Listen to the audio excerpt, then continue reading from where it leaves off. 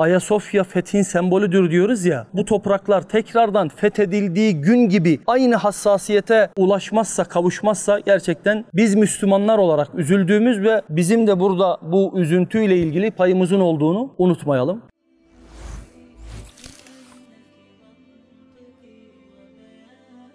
İnnel hamdelellahi nahmeduhu ve nestainuhu ve nestağfiruh ve na'udzu billahi min şururi enfusina ve min seyyiati a'malina. Men yehdihillahu fela mudille leh ve men yudlil fela hadiye leh. Eşhedü en la ilahe illallah vahdehu la şerike leh ve eşhedü enne Muhammeden abduhu ve resuluh. A'udzu billahi mineşşeytanirracim. Ya eyyühellezine amenüttequllaha hakka tukatihi ve la temutunne illa ve entum muslimun. يا أيها الناس اتقوا ربكم الذي خلقكم من نفس واحدة وخلق منها زوجها وبث منهما رجالا كثيرا ونساء واتقوا الله الذي تساءلون به والأرحام إن الله كان عليكم رقيبا يا أيها الذين آمنوا اتقوا الله وقولوا قولا سديدا يصلح لكم أعمالكم ويغفر لكم ذنوبكم ومن يطع الله ورسوله فقد فاز فوزا عظيما أما بعد فإن أصدق الحديث كتاب الله وخير الهدي هدي محمد صلى الله عليه وسلم وشر الأمور محدثاتها وكل محدثة بدعة وكل بدعة ضلالة وكل ضلالة في النار أما بعد. Evet, kıymetli Müslümanlar, kıymetli kardeşler, Rabbimize hamdolsun. Allah Azze ve Celle bizleri nimetleri içerisinde bir araya getirdi. Allah Azze ve Celle'nin bir okumuş olduğumuz Kitabullah'ında önümüze gelen ayetleri var. Gözümüzle gördüğümüz, dilimizle tilavet ettiğimiz ayetleri. Bir de kainata serpiştirdiği meşhud denilen ayetleri var ki biz de şu an o ayetlerin içerisinden bir ayetteyiz. Açıkçası beton yığınların içerisinde Rabbimizin nimetleri belki artık gözümüze gelmez oldu. Kalplerimiz katılaştı. Ama Allah Azze ve Celle kainata güzellikler serpiştirdi. Biz de bakın Rabbimizin insanlar için, insanlara bir nimet olarak sunmuş olduğu güzel açık havadaki bu güzel bir ortamındayız. Allah Azze ve Celle hamdü senalar olsun. Rabbim bu güzel nimetlerinden, bu güzel ayetlerinden ibret alabilmeyi bizlere nasip etsin. Bu güzel nimetlerinin de en güzel şekilde karşılığını, hakkını verebilmeyi hepimize nasip etsin. Gerçekten hayatımızda Rabbimizin bizlere bahşetmiş olduğu o kadar çok, o kadar büyük nimetleri var ki bu nimetlere şükrederek, nimetlere hamd ederek imanımızı korumayı Allah Azze ve Celle bizlere nasip etsin inşallah. Dersime başlamadan önce gündemde olan ve hepimizin de çok sevindiği, hepimizin çok mutlu olduğu bir olay var ki o da Ayasofya Camii'nin tekrardan camiye dönüştürülmesi meselesi. Rabbimize hamdolsun. Allah Azze ve Celle dedelerimize, ecdadımıza nasip etmişti o toprakların fethini ve kilise olarak yapılan o mabedin camiye dönüştürülmesini. Yani ecdat Sultan Fatih, ona nasip olmuştu İstanbul'un fethi, ona nasip olmuştu kilise olarak hizmet veren o mabedin camiye dönüştürülmesi ve ne yazık ki sonra İslam düşmanlarının hem iç düşmanların hem dış düşmanların oyunları vesilesiyle fethedilen topraklardaki o mabet tekrardan cami olmaktan çıkartılmıştı, bir müzeye çevrilmişti. Fethederek elde edilen o cami tabiri caizse düşmanların torunları tarafından çırılçıplak bir şekilde müze olarak devam ettiriliyordu. Ama Allah'a hamdolsun Allah Azze ve Celle hem İslam davetçilerinin hem İslam mücahitlerinin yani bu hususta sadece Türkiye'li soyu aşireti Türk olan Müslümanlar değil, tüm Müslümanların hakkı var. Tüm Müslümanların o hususta biiznillah nasibi var. Çünkü Osmanlı dediğimiz o zamandaki o nesil sadece Türklerden oluşmuyordu. Allah'a hamdolsun Allah Azze ve Celle ne yaptı? Tekrardan oranın camiye dönüştürülmesini en azından biz Müslümanlara görmeyi nasip etti. Eski bir yapı. Yani farklı tarihler veriliyor ama miladi 360'ta ilk önce yapılmış. Sonradan defalarca tahrip olmuş, yıkılmış, bazen istilalar görmüş. En son 1453'te fethedildikten sonra Mimar Sinan'ın istinat duvarlarıyla öyle de geçiyor. İstinat duvarları yaparak şu an o tarihten sonra daha hiç bozulma görmemiş. Özellikle camiye dönüştürüldükten sonra 4 minare koyularak öyle bir şiar da kendisine verilmiş. Allah hamdolsun Allah Azze ve Celle görmeyi nasip etti. Burası bizim sevindiğimiz bir yer. Şu konuştuğumuz mesele bizim Müslümanlar olarak sevindiğimiz bir yer. Huzurlu olduğumuz bir yer. Fakat üzüldüğümüz bir yer de var. Fethedilmiş olduğu zamanının çok dışında bir zamanda yaşıyoruz artık. Yani doğru,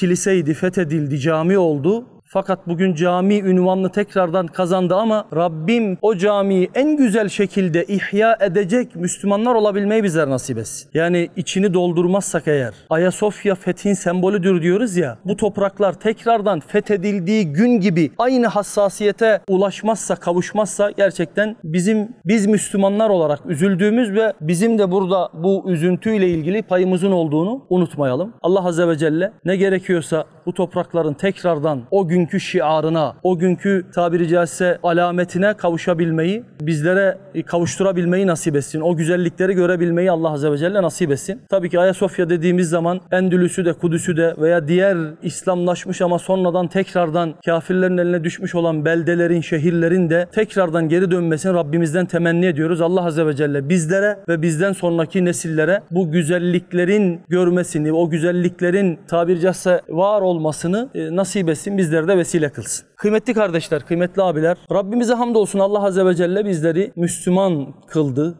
İslamlaştırdı bizleri, bizlere hidayet nimetini nasip etti. Bizlere iman edenler ünvanını verdi. Ya eyyühellezine amenu ayetlerine hitap olan müminler ünvanını verdi. Vallahi bu büyük bir nimet, bu büyük bir fazilet. Rabbimizin biraz önce nimetlerden bahsettik ama üzerimizdeki en büyük nimeti iman nimeti. Belki çok duyduk bu ibareleri, bu cümleleri ama iman öyle bir nimet ki hiçbir zaman gündemimizden düşmemesi gerekiyor. Her zaman ilk günkü gibi aynı heyecanla gündemimizde olması gerekiyor ki imanımızı en güzel şekilde muhafaza etmiş olalım. Bugün inşallah bir iki meseleyle, bir iki misalle imanımızı muhafaza edebilmenin sebepleri veyahut imanı muhafaza etmenin önemiyle ilgili bir ders işlemeye çalışacağız. Haccavi denilen bir İlim ehli imanı bir şehre benzetiyor. Diyor ki iman bir şehir gibidir. Şehri koruyan, şehrin etrafında 5 tane kale vardır. Her biri birbirini koruyan şekilde, büyük halkalar şekilde şehri kuşatmıştır. Birinci kale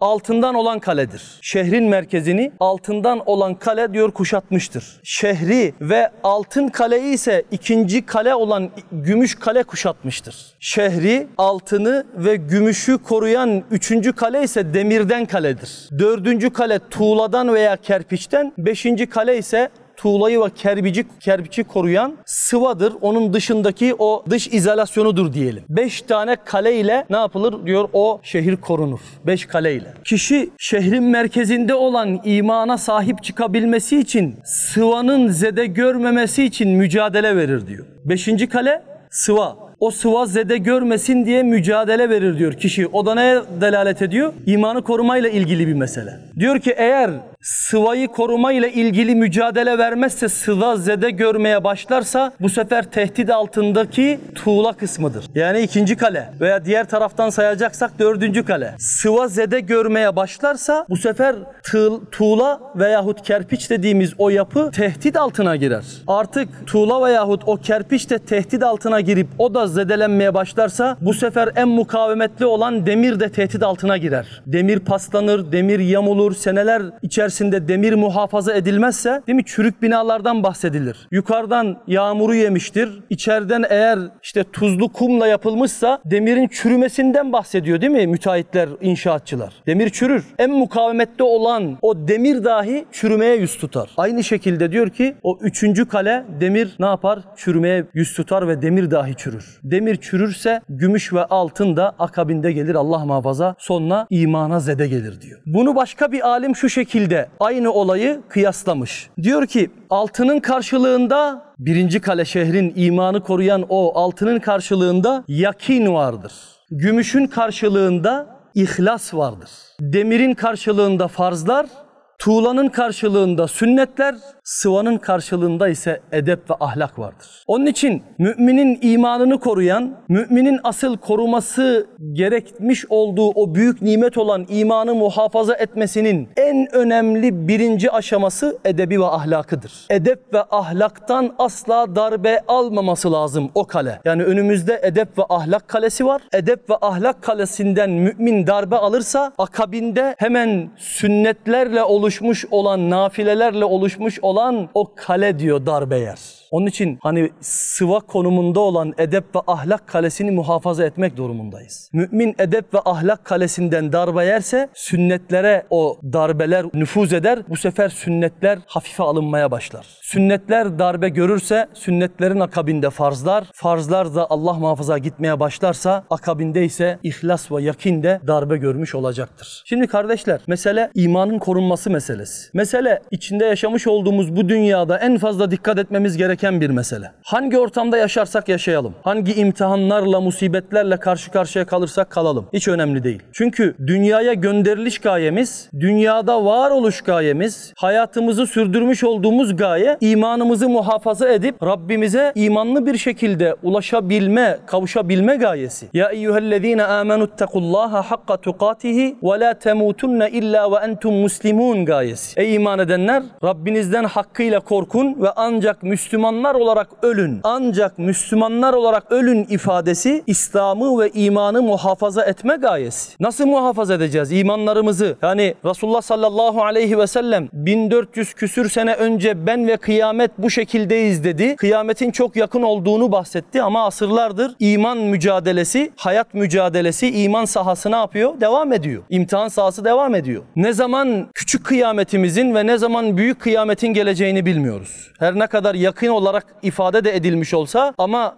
Aleyhisselatü Vesselam'ın kendisine kıyamet ne zaman kopacak diye soru soran bedeviye cevabı, sen kıyamet için ne hazırladın? Kıyametin ne zaman kopacağını boş ver. Yani sahabelerine ben ve kıyamet bu şekildeyiz derken yakınlığıyla ilgili araştırmalar yapın. Çok yakın zamanda kopacak değil. Yakın zamanda gelecek olan o büyük kıyametiniz için hazırlık yapın ifadesi vurulmuştur. Onun için bizim muhafaza etmemiz gereken tek şeyimiz var. İmanımız, mallarımız korunur, evlatlarımız korunur, evlerimiz korunur veya imtihan gereği musibet de görebiliriz onlar üzerinden. Bunlar zaten hayatın, imtihan hayatının cilvesi. Yani bizim mallarımızla, evlatlarımızla, eşlerimizle, ailemizle var sahip olduğumuz şeylerle ilgili imtihan yaşamamız Rabbimizin takdiri, bilemeyiz. Ama asla imanımızla ilgili bir musibet görmeyelim. Mallarımız zayi olabilir, mallarımız iflasa gidebilir. Ticari bir yanlış bakıştan dolayı iflas edebilirim. Ama imanım iflas etmesin. İmanım Allah muhafaza kopmasın, imanım tükenmesin. Bu sebeple imanı muhafaza etmek durumundayız. Ve bu yollarını takip etmiş olduğumuz güzel alimlerse çok güzel bize nasihatler ediyorlar. Diyor ki imanın muhafaza edilmesindeki en büyük etken edep ve ahlakın gözetilmesi. Edebe ve ahlaka riayet edilmesi diyor. Edep ve ahlak düşünün, normal şartlarda 5. tabaka. Ondan sonra yakin var, ihlas var, farzlar var, sünnetler var. 5.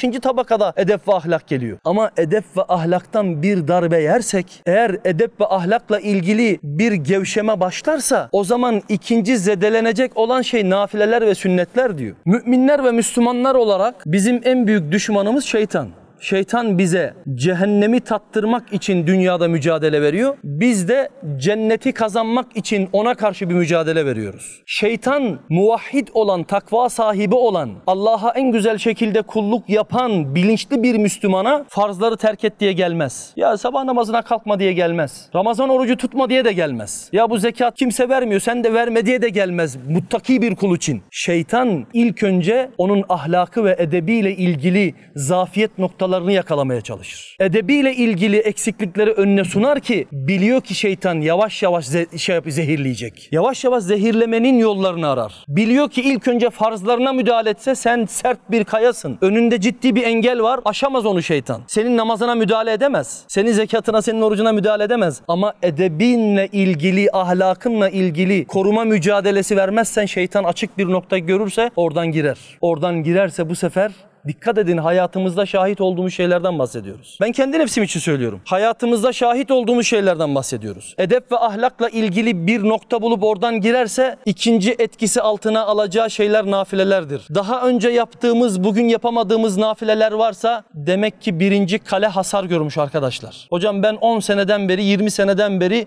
nafilelerimle ilgili hiçbir eksikliğim yok. Azimle nafilelerime devam ediyorum. Ne mutlu o kardeşimize, Allah Azze ve Celle mübarek kılsın kılsın, bereketli kılsın, Rabbim imanını artırsın. Ama eksikliğimiz varsa bilin ki birinci kale edep ve ahlak kalesi zafiyete uğramış. Şeytan oradan girmeye başlamış. Oradan girince etkisi altına almış olduğu ikinci kale nafileler kalesi, sünnetler kalesi. Ramazan'da yakalamış olduğumuz o güzellikleri bize kaybettiren şey işte bu. Şeytan ne yaptı? Sünnetlere bu sefer hücum etti. Sünnetleri bitirmeye çalışıyor. Sünnetleri hafife aldırırsa sana şeytan, farzlara her an darbe yiyebilirsin. Her an sabah namazları gümbürtüye gidebilir. Her an sabah namazlarımız sıkıntıya girebilir. Sabah namazları Allah muhafaza sıkıntıya girerse diğer farzlar da, diğer Allah muhafaza yapmamız gereken şeyler de sıkıntıya girebilir. Onun için kardeşler, edep ve ahlakı muhafaza etmek durumundayız. Farzlarla ilgili eksiklikler başlarsa ihlasımıza zede gelmiştir, unutmayın. İhlas zedelenirse Rabbimize olan yakinimizle ilgili de o yakinlik yerini şüpheye bırakır. İhlasımıza bir zede gelmişse yakinlik de yerini şüpheye bırakır. Allah muhafaza.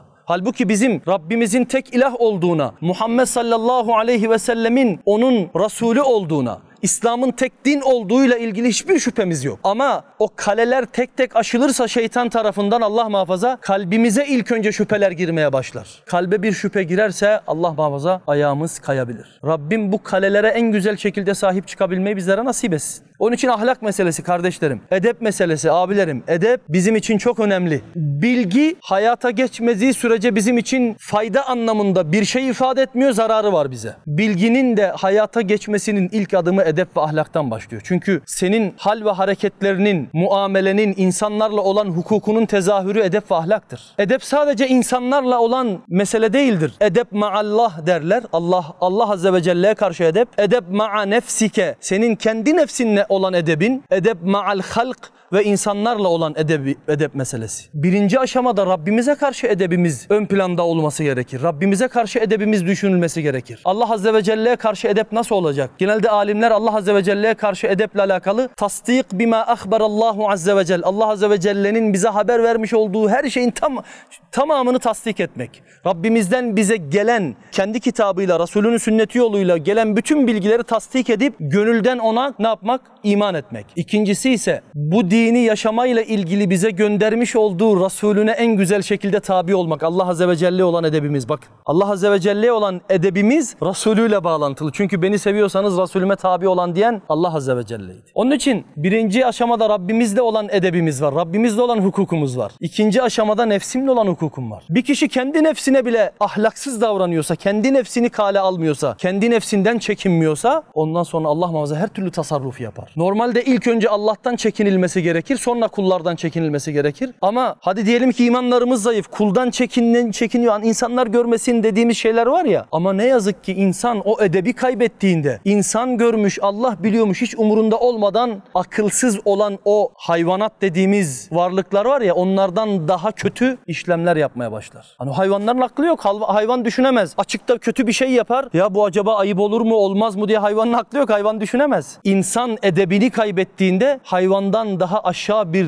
seviyeye inmiş olur, Allah muhafaza. Bugün Rabbim nesillerimizi korusun, Allah Azze ve Celle imanlarımızı korusun. Bugün ne yazık ki böyle bir durumla karşı karşıyayız yaşadığımız o ortamda. Onun için kişi kendisine karşı da edebini riayet edecek. Sonra halk dediğimiz, yani mahlukatla, mahlukatın da içinde kısımları var. Büyüklerle edep, hocalarla edep, eşimle edebim, çocuklarımla edebim, anneme babama karşı olan edebim, ahlakım. Bunların hepsi bizim bu mübarek dinimizin, bu yüce dinimizin emirleri, Resulullah sallallahu aleyhi ve sellemin tafsilatlı bir şekilde tarif etmiş olduğu hukuklar bunlar. Onun için söylem değil, ilim değil sadece bizim davamız. Böyle büyük cümlelerle konuşmak değil arkadaşlar. Nefislerimizdeki eksikliği görüp onu en güzel şekilde tasih etmek durumundayız. Tamamlamak durumundayız. Eksiklerimizi tamamlayacağız. Aleyhisselatü Vesselam'ın aile hukukuna bakın. Aleyhisselatü Vesselam'ın arkadaşlarıyla olan hukukuna bakın. Aleyhisselatü Vesselam'ın dışarıdan gelen misafirlerle olan hukukuna bakın. Bayanlarla olan hukukuna bakın. Çocuklarla olan hukukuna bakın. Hepsi edep, hepsi ahlak. Nebi sallallahu aleyhi ve sellemin hayatının tamamı bizim için örnek ya. Onun için edebi ve ahlakı muhafaza gittiğimizde diğer kaleler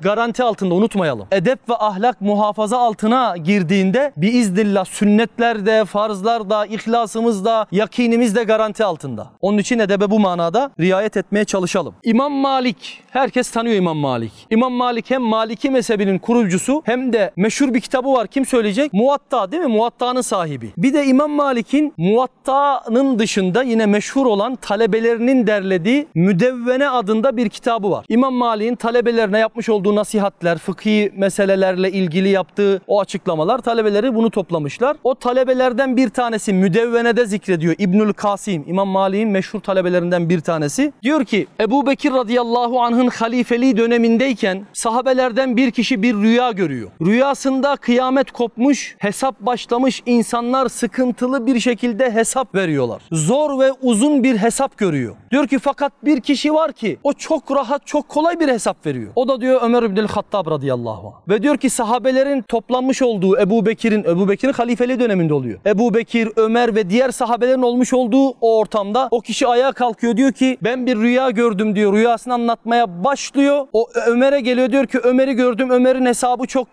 böyle basitti, çok rahattı. Ömer radıyallahu an hani bunu duyar duymaz hemen onu susturuyor, azarlıyor. Çık buradan git diyor. Rüyasını anlatıyor adam. Ömer radıyallahu an onu susturuyor. Buradan çık git diyor. Diyor ki sonra Ömer radıyallahu an halife oldu. Ebu Bekir radıyallahu an vefat etti. Ömer radıyallahu an halife oldu. Yolda giderken diyor o adamla karşılaştı. Dedi ki ey falanca gel. Sen şu rüyayı anlatan kişi değil misin? Evet. Şu rüyayı bir anlat bakalım diyor. Diyor ki o gün niye beni azarladın? O gün beni kovdun. O gün beni azarladın. Diyor ki sen Ebu Bekir'in olduğu ortamda beni nasıl översin diyor. Ebu Bekir'in olduğu ortamda yani Ömer kurtulmuştur. Ömer çok rahat bir hesap görüyordur. Sen beni nasıl översin diyor. Düşünebiliyor musunuz? Bakın edep ma'al halk. Edep arkadaşına karşı edebin. Büyüğüne karşı edebin, hocana karşı edebin, bir ilim ehline karşı edebin. Yani bu inceliklerle, bu ince düşünceyle Ömer'in hesabı hakikatte de kolay oldu. Radıyallahu anh. Hesabının kolay olmasıyla ilgili birçok sebep var. Değil mi? Birçok sebep var. Ama bakın halbuki Ebu Bekir'e çıkışmış olduğu birebirde çok farklı ortamlar var. Birebirde tartıştığı var, görüşünü kabul etmediği var. Değil mi? Ama insanların içerisinde bir ortamda Ebu Bekir'in konumu farklı. Resulullah sallallahu aleyhi ve sellem ona değer verdiğinden dolayı Ömer de değer veriyor. Radıyallahu anh. Onun için kardeşler ahlak meselesi gerçekten önemli.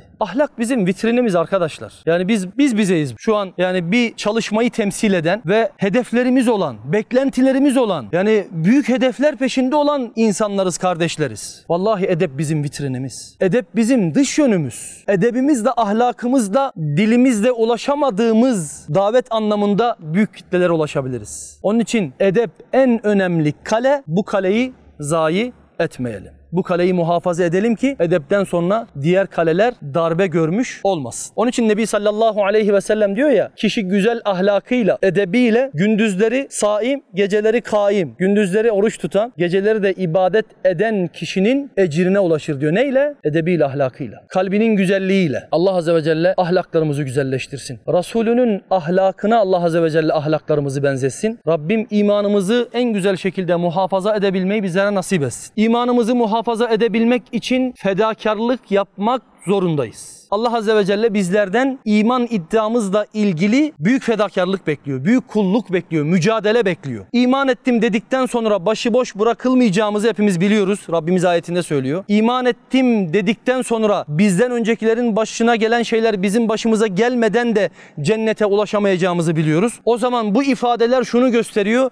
İmanımızla ilgili mücadele etmek zorundayız. İmanımızı muhafaza etmek için gayret ortaya koymak zorundayız. İmanımızın muhafazasıyla ilgili en önemli sebeplerden bir tanesi ise kalbin güzelliğidir. Rabbim kalplerimizi güzelleştirsin. Allah azze ve celle kalplerimizi ıslah etsin. Allahümme aslih fesade kulubina diye Rabbimize dua edelim. Ya Rabbi kalplerimizin fesadını ıslah et. Kalplerimizin kötülüğünü düzelt ya Rabbi. Çünkü insanın kalbi kötü olduğunda amelleri de kötü olacaktır. İnsanın kalbi bozuk olduğunda amelleri de bozuk olacaktır. Amellerine yansıyacaktır. Bu sebeple imanımızın muhafazası ile ilgili kalbin çok büyük bir önemi var. Kalbin durumunu bu manada gözden geçirmemiz icap ediyor. Yine alimlerden İbrahim el-Havvas adında bir alim var. Hicri 3. yüzyılda yaşamış. 291'de vefat etmiş Hicri. Yani milade takriben 900.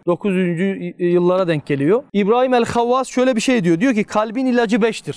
Bizim için önemli mi? Önemli. Çünkü imanla ilgili bir mesele. Yani misal olarak söylüyorum, böyle ticari bir toplantı yapmış olsak, ticaret hususunda ciddi tecrübeli olan, her girdiği işte karla çıkmış olan bir tacir gelse, bir iflas yapmış, iki iflas yapmış, bir türlü işini düzeltemeyen tüccarları toplamış olsa herkes can kulağıyla dinler. Niye? Abi hayat memat meselesi adam için. Dünyada yani kalabilme meselesi. Çocuklarının maişeti, geçimini sağlama, şudur budur. Onun için yani en güzel şekilde dinler. Kalp meselesi, iman meselesi bizim için hayat memat meselesi. Yani ebedilik meselesi. Cennette Rabbimizin nimetlerine ulaşabilme meselesi. Diyor ki kalbin ilacı 5'tir. Birincisi Kur'an'ı düşünerek okumak. Kur'an'ı tedebbürle okumak. اَفَلَا يَتَدَبَّرُونَ الْقُرْآنَ اَمْ عَلَى قُلُوبٍ اَقْفَالُهَا buyuruyor Allah Azze ve Celle. Onlar Kur'an'ı düşünmüyorlar mı? Yoksa Kur'an onların kilitli olan kalplerine mi inmiştir? Yani kalpleri kilitli mi? Diyor Allah Azze ve Celle. Bizi Rabbimiz tabiri caizse bir manada ıslah etmeye çalışıyor, terbiye etmeye çalışıyor, tehdit ediyor. Yani kilitli olan kalpler üzerine mi Kur'an'ı indiriyorsunuz ki Kur'an'ı düşünmüyorsunuz diyor. Kur'an'a nazar etmek, Kur'an'ı tilavet etmek, Kur'an'ı tefekkür etmek, tedebbür etmek hepsi büyük bir ibadet kardeşler. Hepsi büyük ibadet. Onun için kalbimizin ilacı, hani midemiz hasta olduğu zaman ilaç almazsak akşama kadar hayat bize zehir olur ya.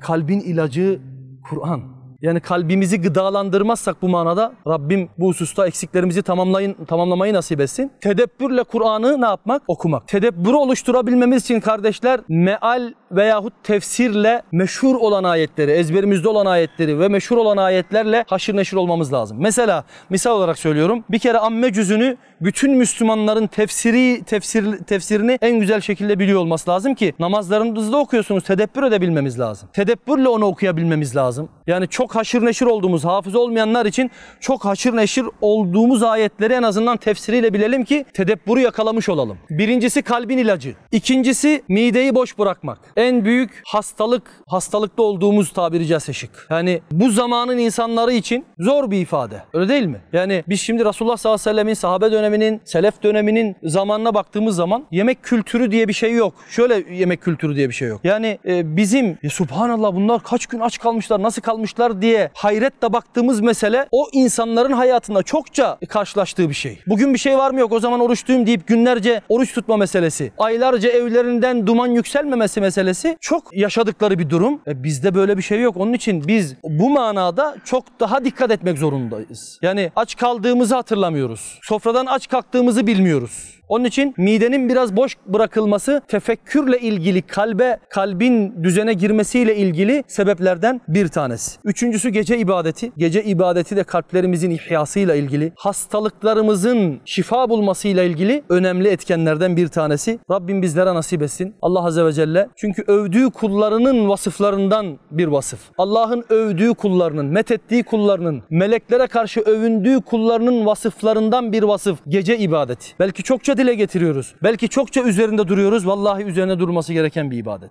Geceleri kısa olan bir zamanın içerisindeyiz. Yaz mevsimindeyiz. Ama buna rağmen kısa da olsa, yani kısa da olsa bir vitir namazı kadar da olsa geceye bir 10 dakika 15 dakika da olsa bırakalım. Yani istiğfarımızı, vitrimizi geceye bırakarak gecenin o nimetinden faydalanmaya çalışalım. Dördüncüsü seher vakitlerinde dua etmek. Bakın kalbin ilacından bahsediyoruz. Seher vakitlerinde istiğfarda bulunmak, dua etmek. Allah Azze ve Celle yine razı olmuş olduğu, sevdiği kullarının vasıflarından bahsederken seher vakitlerinde istiğfar ederler diye söylüyor. Seher vakitlerinde istiğfar meselesi abidlerin işi, zahitlerin işi, Allah'ın sevdiği kullarının, mukarreb kulların işi. Seher vakitlerinde istiğfarda bulunabilmek. Beşincisi ise arkadaşlar salihlerin meclislerinde bulunmak. Salihlerin meclislerinde bulunmak. Şu meclis, ben Rabbime şehadet ediyorum ki salihlerin meclisi. Kendimden dolayı söylemiyorum. Ben günahkar bir kulum. Ama Müslümanların imanlarını muhafaza etmeleri için, imtihan hayatında devam eden şu süreçte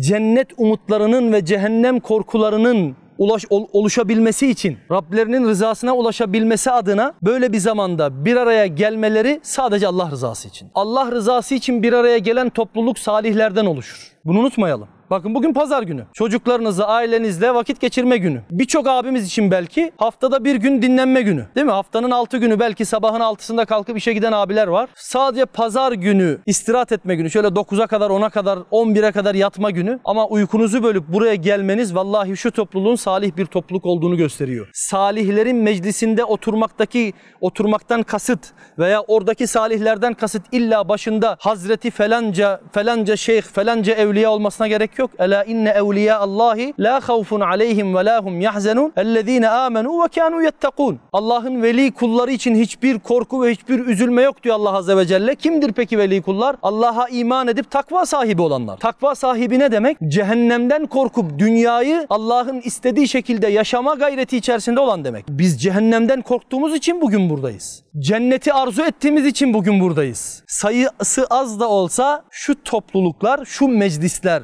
bu niyetle kurulan meclisler, salihlerin meclisleri, Rabbim bu ortamlardan bizi ayırmasın. Allah Azze ve Celle davet ortamlarında, tebliğ ortamlarında bizi buluşturduğu gibi cihat meydanlarında da bizi buluştursun. Rabbim kendi rızası için, dinini yüceltmek için cihat ortamlarında da böyle güzelce beraber omuz omuza verebilmeyi, beraberce buluşabilmeyi hepimize nasip etsin. Allah Azze ve Celle ayaklarımızı din üzere sabit kılsın. Rabbim imanımızı muhafaza etmek adına ortaya koyacağımız mücadelemizi bereketli ve mübarek kılsın. İman kalelerimizi en güzel şekilde muhafaza edebilmeyi bizlere nasip etsin. Ahlakımızı Nebisi Muhammed sallallahu aleyhi ve sellemin o güzel ahlakına benzesin. Onun ahlakıyla ahlaklanmayı Allah Azze ve Celle bizlere nasip etsin. Bu güzel daveti ilk önce kendi nefsimizde yaşamayı, sonra başkalarına ulaştırabilmeyi Rabbim nasip etsin. Allah Azze ve Celle sizlerden razı olsun. Subhaneke Allahümme bihamdik. Eşhedü en la ilahe illa ent. Estağfiruke ve etubu ileyk.